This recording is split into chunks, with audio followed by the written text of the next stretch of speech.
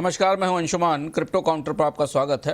Crypto बाजार में कोई बड़ा मूव नहीं है, अलबत्ता शाम 5 बजे ज़्यादातर कॉइन्स हरे निशान में थे। ये सप्ताह यूं तो ठंडा रहा, लेकिन बाजार में कोई बड़ी गिरावट भी नहीं आई। संकेत है कि अब संस्थागत निवेशक धीरे धीरे लौट रहे हैं। सबसे पहले बाजार में चलते हैं। बिटकॉइन 87,000 से 90,000 की रेंज के बीच में फंसा हुआ है। साल की शुरुआत में $1,00,000 का स्तर पार करने के बाद अब बिटकॉइन ऐसा लगता है धीमे धीमे ऊपर चढ़ेगा, क्योंकि स्पॉट ETF में बिटकॉइन के लिए थोड़ा सपोर्ट आ रहा है। डेरिवेटिव फंडिंग से कुछ पॉजिटिव कर्ज वाले सौदे भी कम हो रहे हैं। ऑन चेन डेटा बता रहा है कि अब बिटकॉइन जुटाए जा रहे हैं।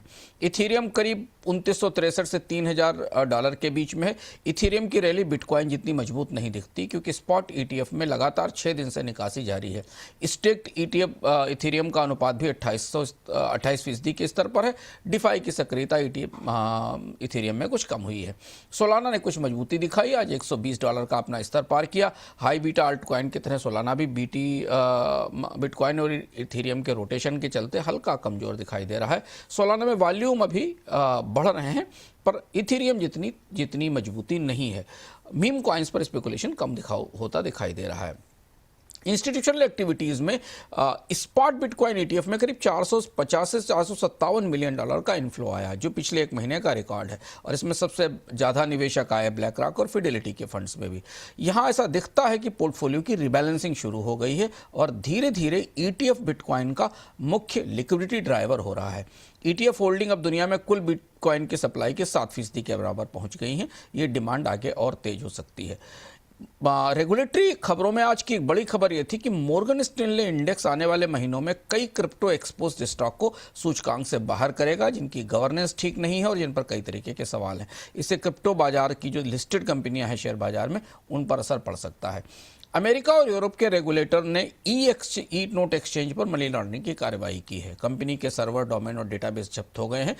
कई अधिकारियों की गिरफ्तारी की संभावना भी है। कई रीजनल OTC ब्रोकर्स पर भी कार्रवाई हो सकती है। जो सबसे महत्वपूर्ण खबर आज आई वो स्कैम्स की दुनिया से आई। नॉर्थ कोरिया के हैकर्स ने इस साल करीब $2 बिलियन के कॉइन चुराए हैं। चेन लिंक, ब्रिज अटैक्स और डिफाई की कमजोरियां उनके मुख्य निशाने पर रही हैं।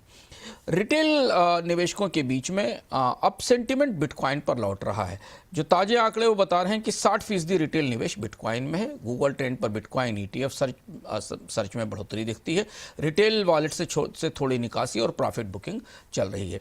डिफाई का सेंटिमेंट मिला जुला है। TVL करीब 150 से $170 बिलियन के आसपास है। रियल वर्ल्ड एसेट प्लेटफॉर्म जैसे मोपल और ऑन्डो में इन्फ्लो बढ़ रहा है।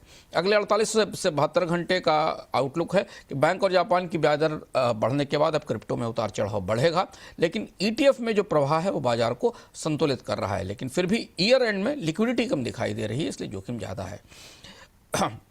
आज का क्रिप्टो विजडम और आज की सबसे बड़ी खबर भी, बैंक ऑफ जापान ने ब्याज दर बढ़ा दी है। यानी ऐसा माने कि दुनिया की सस्ती लोन की दुकान अब बंद हो गई है। जापान के रेट हाइक से जो ग्लोबल कैरी ट्रेड है वो अब थोड़ा टाइट हो जाएगा, क्योंकि जापान से सस्ते कर्ज पर जो पैसा बाहर जाता था वो अब नहीं आएगा।